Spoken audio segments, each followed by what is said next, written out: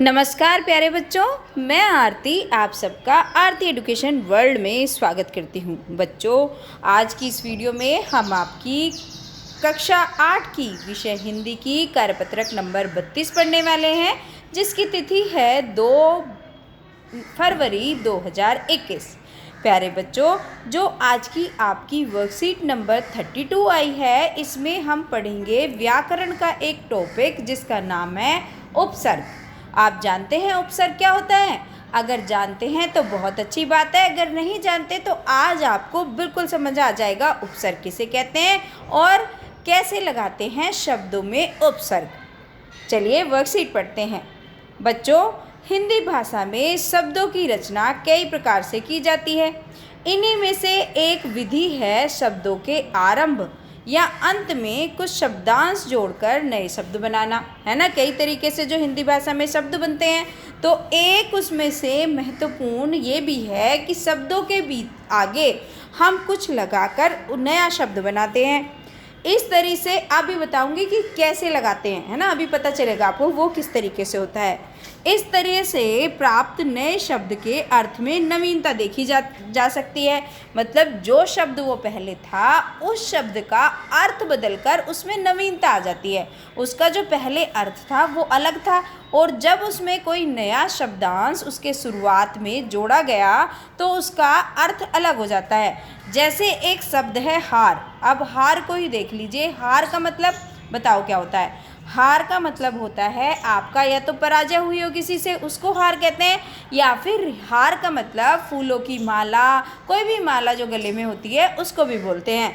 तो अगर इसमें शुरुआत में हम आ, प्र या वी में से कुछ लगाते हैं तो इसका अर्थ भी एकदम बदल जाएगा और इसमें नवीनता आ जाएगी। जैसे हार में अगर हमने आ जोड़ दिया तो क्या हो गया? आहार।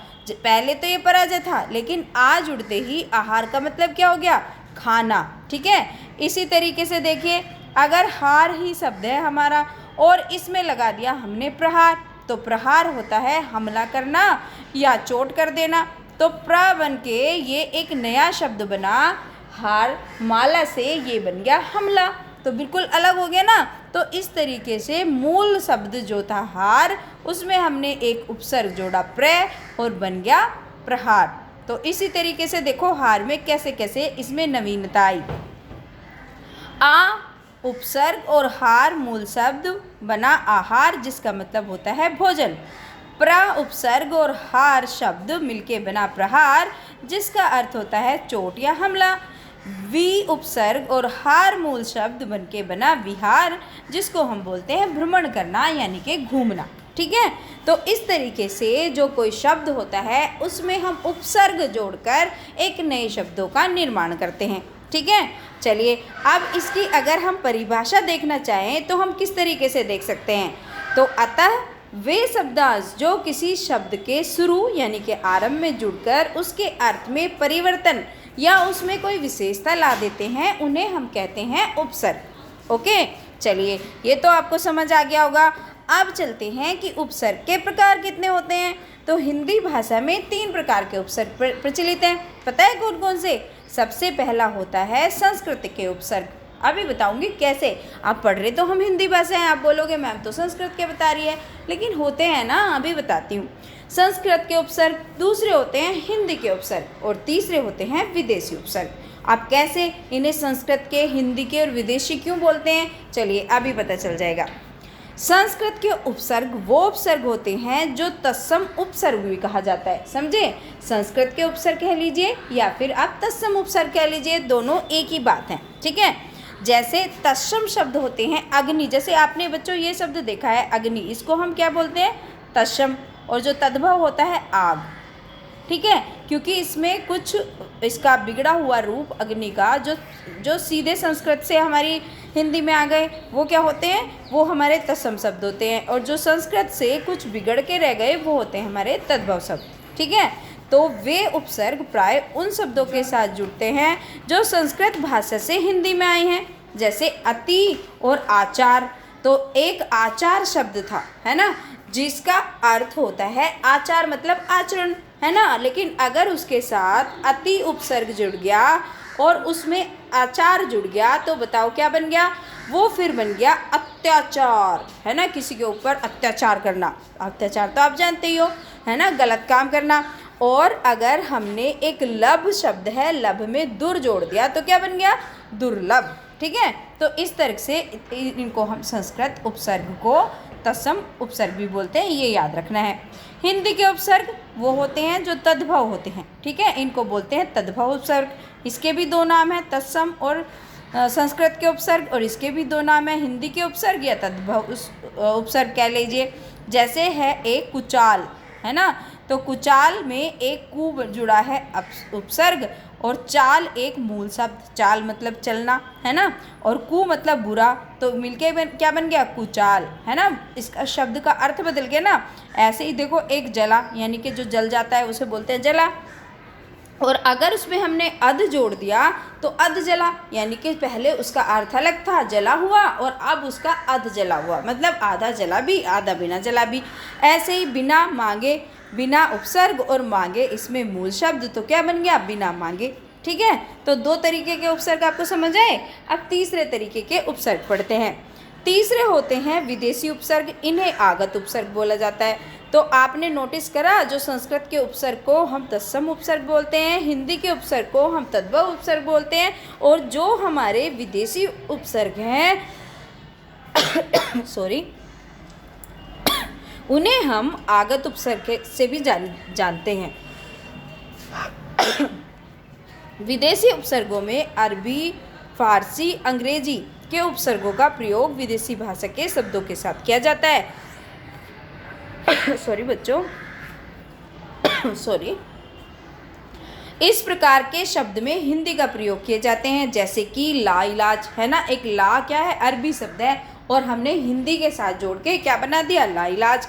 यानी कि इलाज तो होता है किसी चीज़ का उपचार करना, और ला इलाज जिसका उपचार ना हो सके। ऐसे ही हम सफ़र, सफ़र होता है यात्रा, और हम सफ़र जो साथ में यात्रा करता है, और हरदम, हर हो गया उपसर्ग और दम हो गया मूल शब्द। तो इस तरीके से बनाते हैं। चलिए, ये तो हमने इसका पढ़ लिया कंटेंट, अब हमें कुछ करके दिखाना है, तो चलिए कर देते हैं जल्दी से। देखिए, अब ये शब्द हैं अंतर्राष्ट्रीय, तो अब हमें इन शब्दों में से उपसर्ग को अलग कर देना है, और जो उसका मूल शब्द है उसको अलग कर देना है। तो चलिए कर देते हैं। तो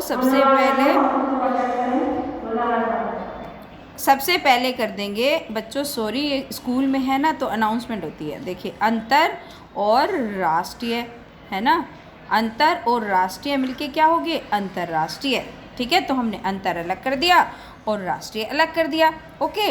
अब आया निर्धन, तो निर्धन में कौन से दो शब्द जुड़े हैं, एक तो निर और क्या जुड़ा है, धन, तो निर्धन मिलके क्या बन गया, निर्धन। तो निर इसका उपसर्ग है और धन इसमें मूल शब्द है, राइट। आप देखते हैं अगला शब्द है संयोग, तो संयोग किन दो शब्दों से मिलके बना है, एक तो उपसर्ग है, एक मूल शब्द। तो चलिए सन और योग के मिलन से बना है संयोग। अगला है प्रत्येक, तो प्रत्येक का हम अगर उपसर्ग अलग करेंगे तो प्रति अलग हो जाएगा, और ये एक अलग, तो ये हो गया प्रत्येक, है ना। अगला शब्द है अनपढ़, अनपढ़ में कैसे अलग होगा, एन, अन जो है इसका उपसर्ग है, और पढ़ इसमें क्या है, पढ़ इसमें मूल शब्द है। ऐसे ही है निहत्ता, तो निहत्ते में भी कर दीजिए, मूल शब्द अलग और इसका उपसर्ग अलग। तो नी इसमें उपसर्ग जुड़ा हुआ है, और हत्ता इसमें क्या है, हत्ता इसमें है आपका मूल शब्द। भरपेट, भरपेट को अलग कर देते हैं, भर इसमें उपसर्ग है बच्चों, और पेट इसका मूल शब्द है, ठीक है। तो इस तरीके से कर देंगे। गैर कानूनी, गैर कानूनी को भी कर देते हैं। चलो, ये तो सिंपल ही है, आप फटाफट करते जा रहे हैं, बिल्कुल ठीक, जो भी बच्चे बता रहे हैं। गैर इसका उपसर्ग बिल्कुल ठीक बता रहे हैं, और कानूनी हो गया मूल शब्द, राइट। चलिए अगला देखिए, बेवजह, बेवजह को कैसे करेंगे, बे इसका क्या हो गया, मूल शब्द, और जो वजह है इसका हो गया आपका, सॉरी, बे हो गया उपसर्ग और वजह हो गया मूल शब्द। बाकायदा बाकायदा को कर दीजिए। बा इसमें उपसर्ग है और कायदा क्या है? कायदा इसमें मूल शब्द है। तो हो गई आपकी आज की आसान सी वर्कशीट सोल्व। इस तरीके से आप कर लेंगे बच्चों। इससे मुझसे हाथ से लिखा नहीं जाता, तो इस तरीके का राइटिंग लिखा है मैंने। आप मेरी कॉपी मत करना, आपको साफ साफ लिखना है, क्योंकि आप तो पेन से लिखेंगे, ये बच्चों फिंगर से मुझे लिखना पड़ता है, तो इस तरीके से ही लिखा जाता है। चलिए बच्चों, अब जिन बच्चों ने वीडियो को लाइक नहीं करा, वीडियो को लाइक कर दें, और जो बच्चे नए आए हैं चैनल पर, चैनल को सब्सक्राइब करके जाएं। और बच्चों मेरे चैनल को सपोर्ट करिए आप शेयर करके अपने दोस्तों के साथ, और एक अपना कमेंट लिख के बताइए कि आपको वीडियो कैसी लगी। Thank you students, have a good day.